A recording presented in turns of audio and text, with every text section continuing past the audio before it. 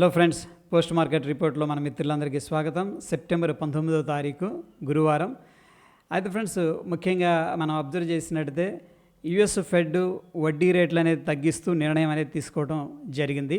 దీనివల్ల ఇండియన్ మార్కెట్కి, especially stock మార్కెట్కి పాజిటివా నెగిటివా, ఏ సెక్టార్స్ లబ్ధి పొందొచ్చు అన్న విషయానికి మనం వద్దాం. దానికంటే ముందు సింపుల్గా అక్కడ వడ్డీ రేట్లు తగ్గించింది అంటే యుఎస్ డాలరు స్ట్రైట్ అవేలో వీక్ అయిందని చెప్పేసి చెప్పుకోవచ్చు. అక్కడ బాండ్స్ కూడా చాలా లెస్ అట్రాక్టివ్గా కనిపిస్తూ ఉంటాయి కరెంట్ సిచ్యువేషన్లో.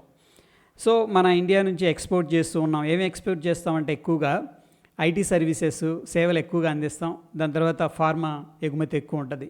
ఈ రెండు కూడా మేజర్గా యుఎస్కి కంట్రిబ్యూట్ చేస్తూ ఉంటాయి. ఇప్పుడు అక్కడ డాలర్ తగ్గింది కాబట్టి దానివల్ల మనకు వచ్చే ఆదాయం కూడా తగ్గే అవకాశం ఉంది. ఇది స్ట్రైట్ అవే. బట్ ఇండైరెక్ట్గా మనం ఆలోచిస్తే ఫ్రెండ్స్, అక్కడ ఎందుకు వడ్డీ రేట్లు తగ్గించింది అంటే ఎకనామీ అనేది మెరుగైద్దని. ఓకే, సో ఈ విధంగా పాజిటివ్గా మనం కనుక కన్సిడర్ చేసుకుంటే ఈ ఐటీ సేవలకు కానీ, ఈ ఫార్మాకి కానీ వాల్యూమ్స్ రూపంలో, ఎందుకంటే కన్జ్యూమర్ స్పెండింగ్ అనేది పెరిగే అవకాశం ఉంది. వడ్డీ రేట్లు తగ్గినప్పుడు చాలామంది ఈజీగా చీప్ లోన్స్ అనేది అవైలబుల్ ఉంటాయి. కన్జ్యూమర్ స్పెండింగ్ అనేది ఇంక్రీజ్ అవుతుంది. ఆ వేలో మనం కనుక కన్సిడర్ చేసుకుంటే ఐటీ సర్వీసెస్ ఇంకా వాల్యూమ్స్లో గ్రో అవ్వచ్చు. అండ్ ఫార్మా సెక్టార్స్, ముఖ్యంగా ఫార్మా కంపెనీస్, సన్ ఫార్మా ఎక్కువగా ఎక్స్పోర్ట్ చేస్తూ ఉంటుంది. దాని తర్వాత డాక్టర్ రెడ్డీస్ అండ్ సిప్లా లబ్ధి పొందే అవకాశం ఉంది వాల్యూమ్స్ రూపంలో అని చెప్పేసి చెప్పుకోవచ్చు.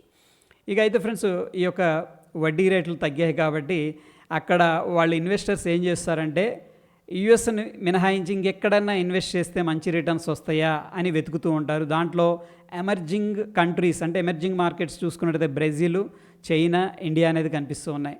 డెఫినెట్గా ఇండియా పొలిటికల్గా స్టేబుల్గా ఉంది కరెంట్ సిచ్యువేషన్లో. అందుకని ఇక్కడ ఎర్నింగ్స్ కూడా, అంటే కంపెనీస్ వాళ్ళ యొక్క రిజల్ట్స్ కూడా పాజిటివ్గా గ్రోత్ అనేది కనిపిస్తూ ఉన్నాయి. కాబట్టి ఒక డెస్టినేషన్ అవ్వచ్చు అనమాట ఇన్వెస్ట్మెంట్ చేయడానికి ఫారిన్ పోర్ట్ఫోలియో వాళ్ళకి, ఫారిన్ ఇన్స్టిట్యూషన్స్ వాళ్ళకి.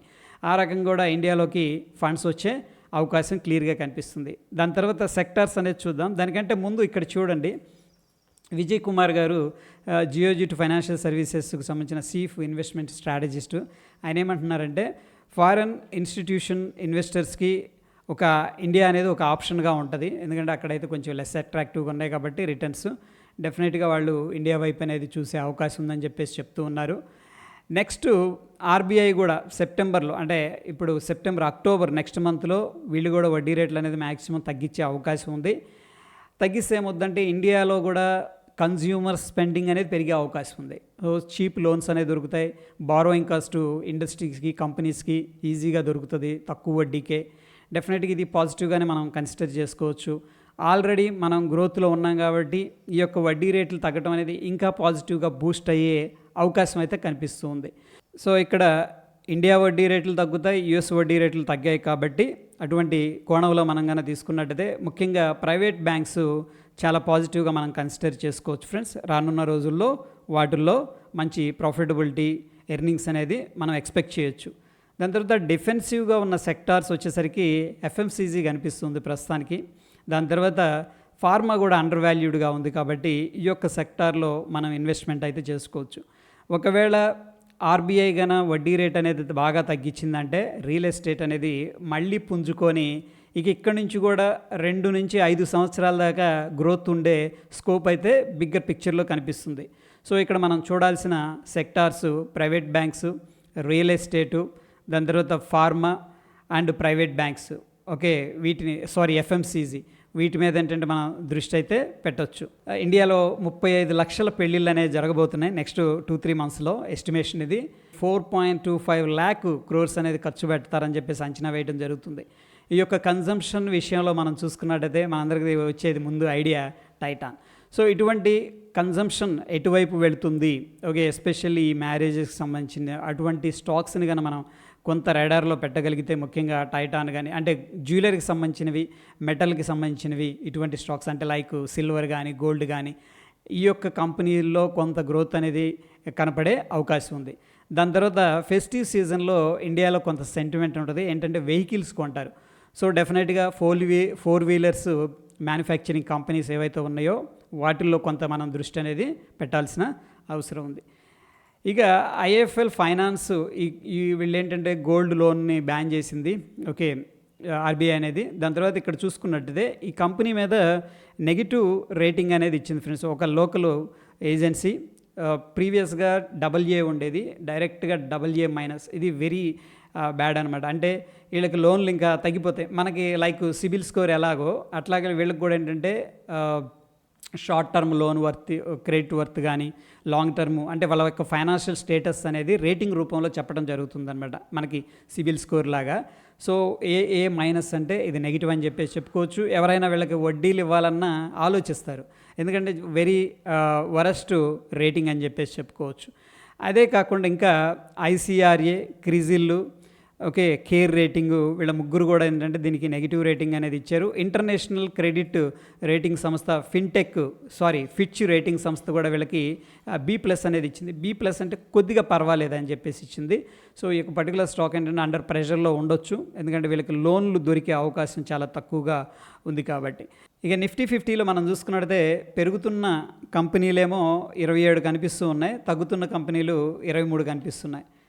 27 గెయినర్స్లో NTPC, Kotak Mahindra bank, Titan company, Nestle, Hindustan Unilever అవన్నీ కనిపిస్తున్నాయి. టైటాన్ గుడ్ కంపెనీయే లాంగ్ టర్మ్లో, ఎందుకంటే పెళ్ళిళ్ళ సీజన్ కూడా వస్తుంది కాబట్టి ఫైన్. ఇక టాప్ లూజర్స్లో Coal India, ONGC, Adani ports ఇవి కనిపిస్తున్నాయి. టాప్ లూజర్స్లో అంటే మోర్ దాన్ 3% పడిపోయిన వాటిలో BPCL అనేది కనిపిస్తుంది. క్రూడ్ ఆయిల్ ధరలు కొద్దిగా తగ్గుముఖం పట్టడం అనేది ఇక్కడ విశేషం అనమాట. దానివల్ల కొంత ప్రెషర్ అయితే రావడం జరిగింది. ఇక బ్యాంక్ నిఫ్టీ విషయానికి వస్తే పడుతున్న వాటిలో 4 ఉన్నాయి, పెరుగుతున్న వాటిలో 8 కనిపిస్తున్నాయి. టాప్ గెయినర్లో AU స్మాల్ ఫైనాన్స్ బ్యాంక్ కనిపిస్తుంది. ఫ్రెండ్స్, నిన్నే మనం అనుకున్నాం దీనికి రీరేటింగ్ అనేది ఇచ్చారు, ఇంతకుముందు తగ్గించారు, ఇప్పుడు పెంచారు స్టేబుల్ అని చెప్పేసి. అందుకని ఈరోజు చూసుకుంటే 4% దాకా అప్రాక్సిమేట్గా స్ట్రాంగ్ గెయినర్ లిస్ట్లోకి వచ్చింది. అదేవిధంగా టాప్ గెయినర్స్లో కొటాక్, IDFC, HDFC బ్యాంక్ అనేది ఉన్నాయి. టాప్ లూజర్స్లో Punjab national bank, Bandhan bank, bank Baroda, SBI అనేది కనిపిస్తుంది. పడిన వాటిలో పంజాబ్ నేషనల్ బ్యాంక్ మాత్రం మోర్ దాన్ 1% పడిపోయింది. మిగతావి అయితే పెద్దగా సెల్లింగ్ ప్రెషర్ ఏం కనిపించట్లేదు. ఇక ఫ్యూచర్ అండ్ ఆప్షన్స్లో ఇండస్ టవరు అండ్ మోరోవర్ ఏంటంటే ఐడియా, భారతీ ఎయిర్టెల్ రెండు కూడా కోర్టుకు వెళ్ళినాయి అనమాట. ఎందుకంటే ఈ యొక్క టెలికమ్యూనికేషన్ ట్రాయ్ వాళ్ళు క్యాలిక్యులేషన్ చేసేటప్పుడు చాలా ఇవి చేశారు, దాన్ని తగ్గించండి ట్యాక్సులు అని చెప్పేసి వెళ్ళడం జరిగింది. సుప్రీంకోర్టు ఏం చేసిందంటే అవేం లేదు, వాళ్ళు కరెక్ట్గా చేశారని చెప్పేసి తోసిపుచ్చడం జరిగింది. అందుకని టెలికాం సంస్థ సంబంధించిన స్టాక్స్ ముఖ్యంగా ఇండస్ టవరు, వోడాఫోన్ ఐడియా ఈరోజు టాప్ లూజర్స్ లిస్ట్లోకి రావడం అనేది జరిగింది. అయితే ఫ్రెండ్స్, భారతీ ఎయిర్టెల్ పెరిగింది, ఎందుకంటే భారతీ ఎయిర్టెల్ ఫైనాన్షియల్గా ఒక మంచి కండిషన్లో ఉంది. ఒకవేళ ఐడియా సబ్స్క్రైబర్స్ అనేది లాస్ అయిందనుకోండి, సో దాని షేరు భారతీ ఎయిర్టెల్కి ఉండే స్కోప్ అయితే ఉంది. ఇక HDFC బ్యాంక్ కూడా మోస్ట్ యాక్టివ్గా ట్రేడ్ అయింది. బజాజ్ హౌసింగ్ ఫైనాన్స్, NTPC అనేది కనిపిస్తూ ఉన్నాయి. ఇక అడ్వాన్స్ డిక్లైన్స్ అనేవి మనం చూసుకున్నట్టు చూడండి, ఒక పాయింట్ అబ్జర్వ్ చేసామా, నిఫ్టీ గ్రీన్లోనే ఉంది ఈరోజు. బట్ చూడండి, నేషనల్ స్టాక్ ఎక్స్చేంజ్లో ఉన్న స్టాక్స్లో 1792 స్టాక్స్ నెగిటివ్గా ఉన్నాయి. అంటే వాళ్ళు ఏం చేస్తున్నారంటే బ్యాంక్ నిఫ్టీని కదలకుండా అక్కడే ఉంచి మిగతావి ప్రాఫిట్ బుకింగ్ అనేది చేసుకుంటున్నారు.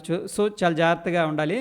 ఎస్పెషల్లీ వల్నరబుల్గా ఉండే కంపెనీస్ ఉన్నాయి, ప్రాఫిట్స్ రాకుండా ఏదో ఈ బులిష్ మొమెంట్లో పోయిన కంపెనీలు, అటువంటి వాటి నుంచి కొద్దిగా మనం దూరంగా ఉంటే బెటర్ అని చెప్పేసి చెప్పుకోవచ్చు.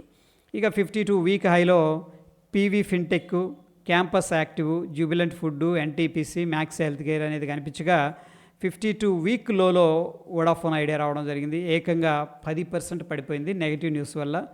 అండ్ వీళ్ళకి ఆల్రెడీ 70,000 కోట్ల రూపాయలు డెట్ కూడా ఉంది. సో ప్రాబబ్లీ మేబీ షార్ట్ టర్మ్లో కొంత ప్రెషర్ ఏదన్నా మనం ఎక్స్పెక్ట్ చేయొచ్చేమో అనిపిస్తుంది.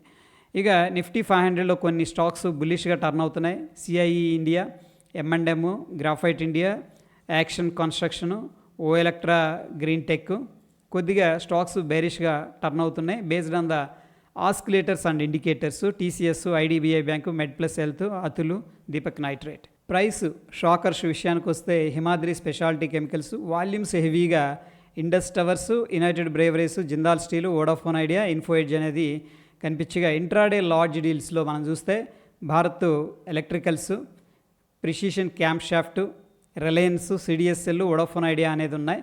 ఇక కొన్ని కంపెనీల్లో లాంగ్ బిల్డప్, షార్ట్ బిల్డప్ అనేది జరుగుతుంది. Long buildup UBL, AU bank, Jubilant Food, ICICI General Insurance, Oberoi Realty వీటిల్లో కనిపిస్తూ ఉండగా, ఇక షార్ట్ బిల్డప్ మనం చూస్తే Chambal Fertilisers, Indus Tower, Hindustan Aeronautics Limited. Hindustan Aeronautics Limited చాలా రోజుల నుంచి కరెక్షన్ అనేది తీసుకుంటుంది, ఎందుకంటే ఓవర్ వాల్యుయేషన్స్లో ఉంది, ఓవర్గా రన్ అయింది. But very good company. దాన్ని ఇంపార్టెంట్ లెవెల్స్ దగ్గర మాత్రం మనం అక్యుములేషన్ చేసుకునే ప్రయత్నం అయితే చేయొచ్చు. దాని తర్వాత బీపీసీఎల్, ఏబీబీ, గెయిల్, బీఈఎల్, కెన్ఫినోమ్ చాలా కనిపిస్తూ ఉన్నాయి ఇది షార్ట్ బిల్డప్లో. ఇక ఓవరాల్గా ఏం జరిగింది అనేది మనం చూసుకుంటే, అఫ్కోర్స్ ఈరోజు నిఫ్టీ ఎక్స్పైర్ అయింది కాబట్టి 25,500 లెవెల్ని టార్గెట్ చేసి దాన్ని జీరో చేయడం జరిగింది. టోటల్గా 24,400 దగ్గర ఎక్స్పైర్ అయితే అయింది. అయితే నెక్స్ట్ వీక్ ఏ విధంగా ప్లేయర్స్ ఉన్నారనేది మనం చూసుకున్నట్టయితే, సో ఫ్రెండ్స్ ఇన్నఫ్ డేటా అయితే లేదు ప్రస్తుతానికి. మనకి 25,600 మాత్రం ఇమీడియట్గా రెసిస్టెన్స్ ఉంది. కొద్దిగా లైట్గా కాల్సే సెల్ చేశారు ప్రస్తుతం సిచ్యువేషన్లో. సరే చూద్దాం అన్నట్టు. అండ్ ఒకసారి బ్యాంక్ నిఫ్టీ కూడా ఎలా ఉందనేది చూద్దాం. బ్యాంక్ నిఫ్టీ అయితే బులిష్ వీలో 53,000 పుట్స్ అనేది అగ్రెసివ్గా సెల్ చేసినట్టు చెప్తూ ఉంది ఇక్కడ ఓపెన్ ఇంట్రెస్ట్ అనేది. దాని తర్వాత 52,500. ప్రస్తుతానికి మనం 53,200 నామినల్గా ఉన్న రెసిస్టెన్స్ అని చెప్పేసి చెప్పుకోవచ్చు. సో ఫ్రెండ్స్ ఇక్కడ మనం ప్రైస్ యాక్షన్ అనేది అబ్జర్వ్ చేసినట్టయితే ఇక్కడ చూడండి, నిఫ్టీ విషయానికి వస్తే ఒక రిజెక్షన్ అయితే కనిపించింది. పైకి వెళ్ళారు మార్నింగు 25,610 దాకా అప్రాక్సిమేట్గా వెళ్ళడం జరిగింది. బట్ స్టేబుల్ అవ్వలేదు. 1, 2, 3, 4, 5 డేస్ నుంచి కూడా నెగిటివ్గానే ట్రేడ్ అవుతుంది. అండ్ ఈరోజు హెవీగా వాల్యూమ్స్ అనేది ట్రేడ్ అయ్యాయి, ఎందుకంటే ఈవెంట్ ఉంది కాబట్టి, అయిపోయింది కాబట్టి చాలామంది పొజిషన్స్ ఉండి ఉంటాయి, వాటిని లిక్విడేషన్ చేసినట్టు తెలుస్తుంది. So friends kind of rejection అయితే జరుగుతుంది. సో ప్రాబ్లీ ఏదన్నా మనం షార్ట్ సైడ్ అనేది ప్లాన్ చేసుకోవాలి అనుకుంటే ఈ యొక్క లెవెల్ అనేది వెరీ వెరీ ఇంపార్టెంట్ అనమాట. 25,378 ప్రీవియస్ డే లో అనేది బ్రేక్ డౌన్ జరిగి అక్కడ గన ఆ లెవెల్ అనేది హోల్డ్ చేసింది అనుకోండి, డెఫినెట్గా ఏంటంటే మనకి షార్ట్ టర్మ్లో కొద్దిగా డౌన్ సైడ్ ప్రెషర్ అనేది ఉండే అవకాశం కనిపిస్తుంది. Based on the bigger picture మనం చూసుకున్నట్టయితే ప్రస్తుతానికి మార్కెట్ అయితే సెటిల్ అయినట్టు కనిపించట్లేదు. బ్యాంక్ నిఫ్టీ విషయానికి వస్తే చూడండి, ఇక్కడ మంచి డబుల్ బాటమ్ అనేది క్రియేట్ చేసి స్లోగా పైకి వెళ్ళడం అనేది జరిగింది. ఎనీహౌ ప్రీవియస్గా రెసిస్టెన్స్ ఏదైతే ఉందో 53,350 ఆ లెవెల్ దగ్గరికి వెళ్ళగానే మళ్ళీ ఏం చేశారంటే కాషియస్గా ప్రాఫిట్ బుకింగ్ అనేది చేసుకున్నారు. అండ్ మోర్ ఓవర్ ఏంటంటే ఓవర్ నైట్ పొజిషన్స్ తీసుకునేవాళ్ళు కొద్దిగా కాషియస్గానే ఉంటారు అనేది అనిపిస్తుంది. ఎందుకంటే మనకి రేపు ఒక్కరోజే మార్కెట్ ఓపెన్ ఉంటుంది, దాని తర్వాత 2 డేస్ హాలిడేస్ వస్తాయి కాబట్టి ఓవర్ నైట్ పొజిషన్స్ తీసుకునేవాళ్ళు కొంచెం కాషియస్గా, ఇంకా చెప్పాలంటే కొంచెం ట్రిమ్ చేస్తారని చెప్పేసి అనిపిస్తుంది ఓవరాల్ పిక్చర్గా. So that is all about post market report friends. మరొక ఇంట్రెస్టింగ్ ఎపిసోడ్తో మళ్ళీ కలుసుకుందాం. Stay tune. ధన్యవాదాలు.